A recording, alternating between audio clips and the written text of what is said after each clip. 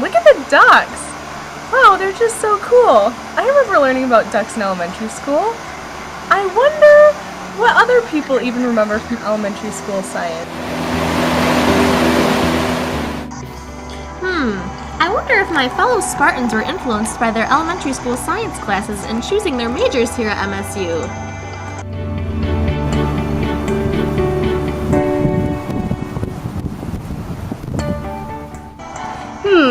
I wonder if the builders of Beaumont Tower were influenced by their elementary school science in order to create this landmark of MSU. I wonder what perspectives people had on science when they were younger.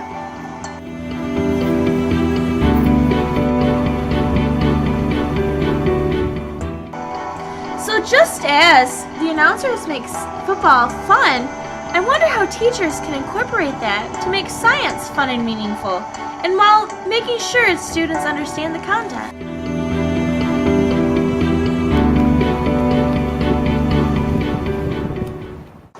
See you later, ducks! I gotta go talk to my friends! See ya, babe. I gotta go talk to my friends. I gotta go talk to my friends! Go green!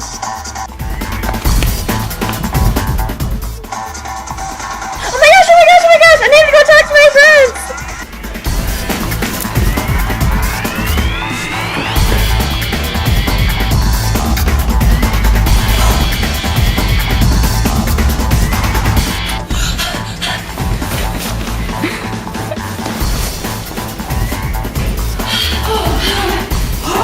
Were you thinking what she was thinking? What you were thinking? What I was thinking? What she was thinking?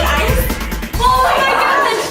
Hello everyone, this is my friend Jennifer Van Vliet, and she is a first-year vet student here at MSU, and she's going to answer some questions for us.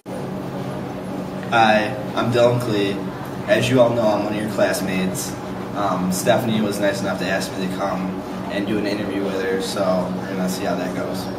Hello everyone, I'm here with Professor Morris Thomas, a professor of geography here at MSU, and we're going to be interviewing him for our project. So this is Scott Klein. He's a certified mechanic, and he's going to graciously answer some questions for us about science in elementary schools. So Jennifer, question number 1. What do you remember from your science classes in elementary school? I remember doing a project about different habitats around the world and also picking an animal to do a research project on. Well, I don't really remember much in the way of content. I do recall lots of pencil and paper work. Well, we had a small elementary school. There were actually 3 grades in one room. But I remember we'd do science 2 or 3 days of the week. And one of the most interesting things, I remember when the teacher burned sugar and it turned dark. And we were really amazed with that. We did dissections. We did a couple of physics experiments, but there wasn't much else that was really memorable. Question number 2. From what you remember, has this experience influenced what you are going to school for now? Yes, because I thought science was interesting and wanted to learn more about it. I guess you could say yes. Negatively, I mean, I'm clearly not going into a science-related field, so maybe that would have changed with a little more empirical teaching at the young age. I believe so, because I started out as a major in soil science because I grew up on a farm and there was a lot of science involved with the fertilizers and the seeds and the plants. But then when I got to MSU here, I thought it was too heavily in science and nothing in social science. And I didn't want to do social science, so I found geography, which was a good mix where I could mix the science interest with my social science interests, and it's been a really good fit for me. That's great. Honestly, probably not. Well, why is that? I just didn't remember much. I mean, I was more concerned with playing around and being a kid in elementary school. Question number 3. What other aspects may change a student's perspective on science? Working in groups and hands-on things may change your mind of whether they like it or not. Well, their environmental background would play a role in that. If they come from a family that values science or is from a science-related field, they'd be more susceptible to learning scientific language and some of the textbook type language that is introduced in elementary school, which is hard for first-time students or ELL students to pick up on those things. That's about it.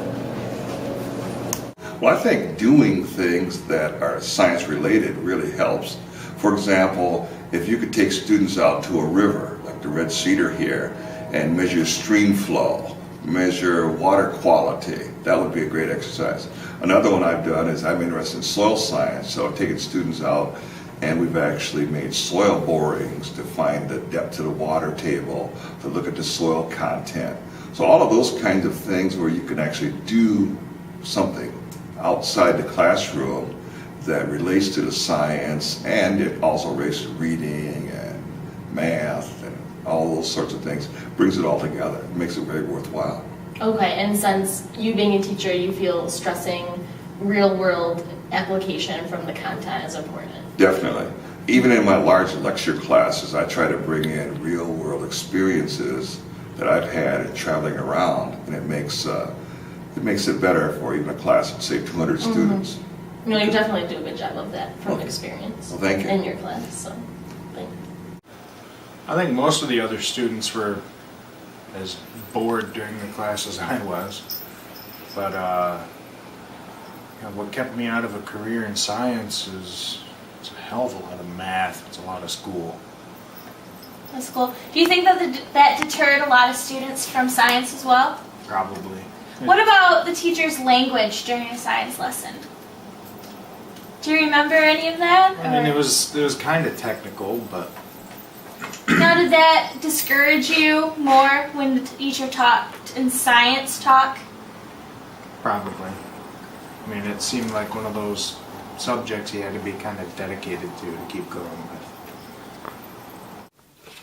Question number 4. What do you think teachers can do today to make science fun and meaningful? Teachers can make science fun and meaningful by relating science in the classroom to science in students' everyday life. Well, this is a question that crosses my mind almost daily with my future profession being teaching. I think one thing is that teachers need to understand that a very low percentage of their students are going to one day grow up to be in a science-related field.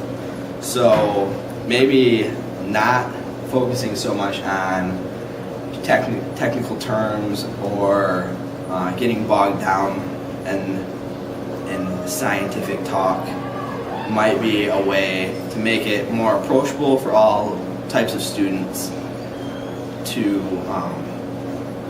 learn meaningfully, but also be able to apply it to life. And like, when am I ever going to have to learn about or do something with photosynthesis? Never, unless you're going to be a science teacher. Chloroplast doesn't affect my life. So